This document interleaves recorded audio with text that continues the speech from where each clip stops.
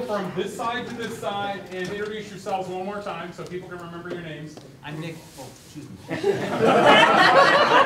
I'm not a professional politician yet. I'm Mike Courtney. I'm Nick Fish. Hi, I'm Martha Perez. I'm Spencer Burton. I'm Ed Guerin. Mary Thom. Jason Barber.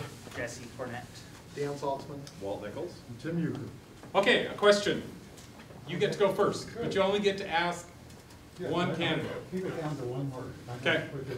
Dan Sullivan, how do you expect to keep your position when you will not address as part of your first group meeting of the new law, Senate Bill 111, the use of deadly force by officers? We have the only program nationwide that gets to the heart of the problem of the program truly reforming law enforcement. I spent 1 hour in your office. After that, we did, as far as we know, nothing. How do you expect to retain that office? Well, correct me if I'm wrong, but Senate Bill 11, which was led by Abel Gordley, Correct. never became law. But what I'm pushing for locally is giving the district attorney, and I've asked the district attorney twice now in officer-involved fatal shootings, to make a transcript of the grand jury recording of proceedings and then to ask a judge to make those public. I just made the latest request today in light of the officer-involved shooting. That's what Senate Bill 111 was trying to get at, but it never got out of the legislature. I'm meeting with legislators on Friday, and I'm going to ask them to take a different tack, and that is to let DAs, at their discretion for major crimes, to make their own decision to transcribe the grand jury and release that without having to go through judicial approval. Now, some people say that may tilt the balance and make people intimidated to speak in grand juries.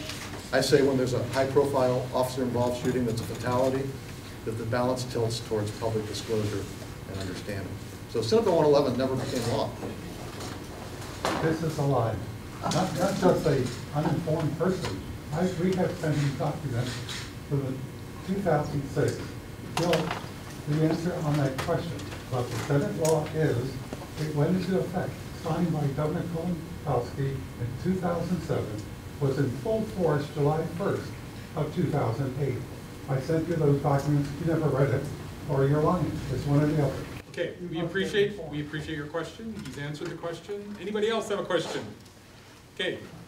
I'll ask this to Mary since you were the last speaker, and it's kind of a long question. It's taxes.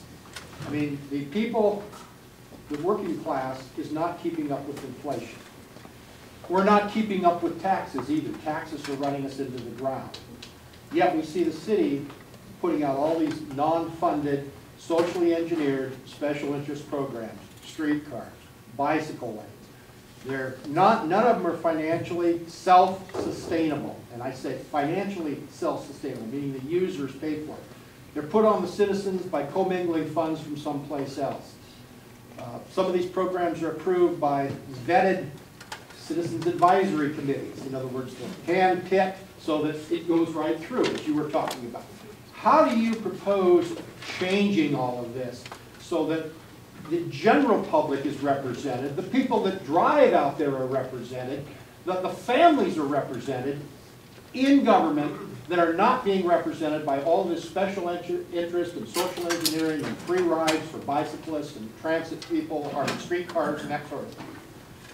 Thanks. Yes. Thanks.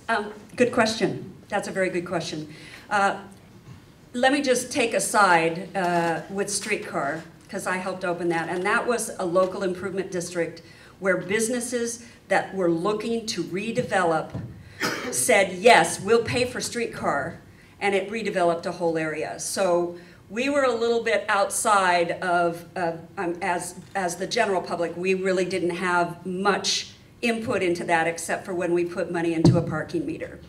But I don't know when Portland got so greedy, and that's why I'm saying we need to just return to the delivery of municipal services, not social services, not giving millions of dollars to the schools with no accountability. We have a role to play in education and in social service, but there are other agencies that provide that. The reason that amount keeps going up and up is because we want our fingers in every pie. And I am saying, let's do what we're supposed to do and do it well. And quit the mission creep and get back to the basics. And the other issue is we need to start taking care of what we own. We don't put a new addition on our house when the roof is leaking and the foundation's crumbling. And I've watched the maintenance budgets across all bureaus get rated time and time again for these pet legacy projects, including the Esplanade. We're rebuilding Northwest 23rd right now. 10 years ago, it was on the rehabilitation list, which means we would have done some crack sealing, 3 lifts of asphalt, and it would last for 30 years. But they took that money, put it towards the Esplanade, and we're paying 5 times as much to rebuild Northwest 23rd. It's knowing that what our job is and doing it well and being accountable to the citizens.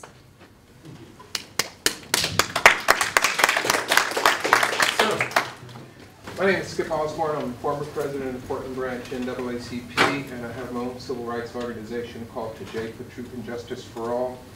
And this question is for Commissioner Saltzman. It may be a little discombobulated because you kind of got me discombobulated. You had mentioned that you didn't know the difference between desk duty and suspension when you suspended Officer Freshauer in the fatal shooting of Mr. Aaron Campbell. Then 3 months later, approximately 3 months later, I see you on television in the news at the latest police shooting by Officer Walters, another fatal shooting by an officer. But then I really got discombobulated because when I saw you on the news just before I came here, you made the statement, we should not expect to see you at officers-involved shootings. So did you go to the shooting last night for a political opportunity? Which one is it? Well, Skip, I guess you got me a little discombobulated in the chain of that question, but the question is, did I go to the scene of the shooting last night? Yes, I did, because I wanted to get the facts. For political reasons. Well, Because that's your judgment, not mine. No, what I'm saying, sir, is because on television tonight, just before I came here, you said on the news, do not expect me to be at officer-involved shootings, but yet and still you went to the one today. So that was after the fact, is what I'm saying. Well, I hope to never go to another officer-involved shooting again. Yes, that's true. And what I was asked last night by the press is, do I plan to go to all officer-involved shootings? And I said, I'm not operating off of any playbook here. You know, I'm responding because I wanted information. These are high-profile issues. The best way for me to get the information was to go on scene, and that's what I did.